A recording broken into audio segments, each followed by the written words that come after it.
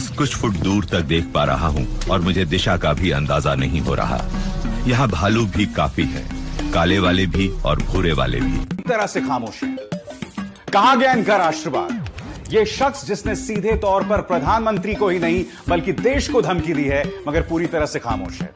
ये शख्स आपको खुलेआम धमकी दे रहा है और सन्नाटा पसरा हुआ तमाम न्यूज चैनल्स पर इस वक्त जब मैं कार्यक्रम रिकॉर्ड कर रहा हूं। बाकी ट्रंप ने रिटेलिएशन की बात भारत के लिए कही ही नहीं थी। ट्विटर पर ऐसे ही कौआ कान ले गया वाली अफवाह उड़ गई।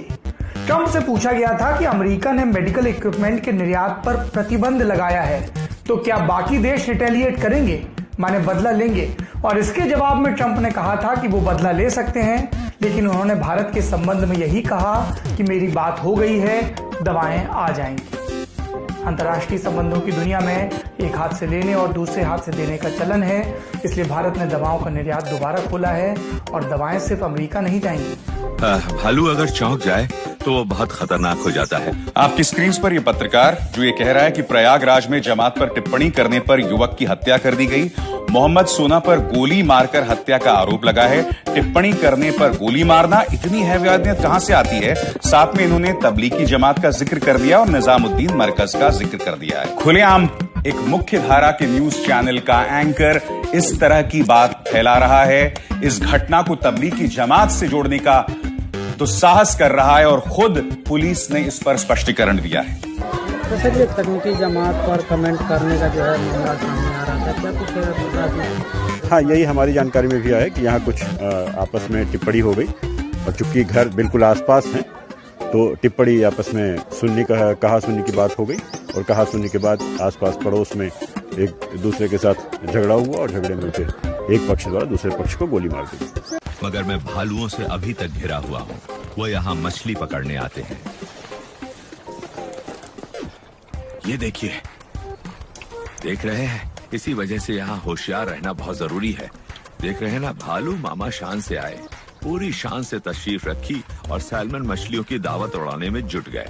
सबसे बड़ी बात तो यह है कि यहाँ उनकी मौजूदगी के निशान भी हैं। राजस्थान से खबर आई कि डॉक्टर ने मुस्लिम गर्भवती महिला को भर्ती करने से इनकार कर दिया। अरे ऐसे कहा था तो मुसलमान तुम्हारा नहीं करेंगे, ऐसे कहा था और कोई धक्का दो में छोड़ कर निकाल के बंद कर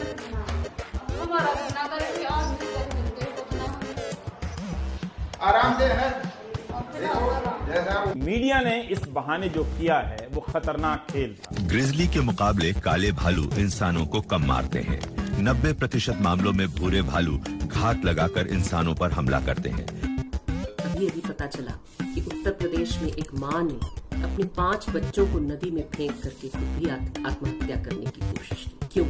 क्योंकि ये दिहाड़ी मजदूर है और लॉकडाउन की वजह से कमा नहीं पा रही थी, खा नहीं पा रही थी, खिला नहीं पा रही थी अपने बच्चों को।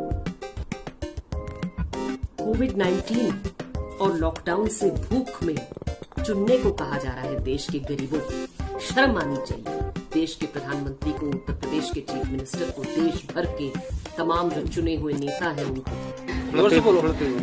पानी में डाल दिया। काहे ऐसा क्यों किया? टेंशन में दिमाग रहा डाल दिया। किस बात को लेकर टेंशन? खाने पीने की कोई दिक्कत थी या घर में कोई विवाद था?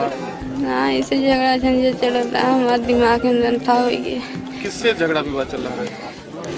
आदमी से।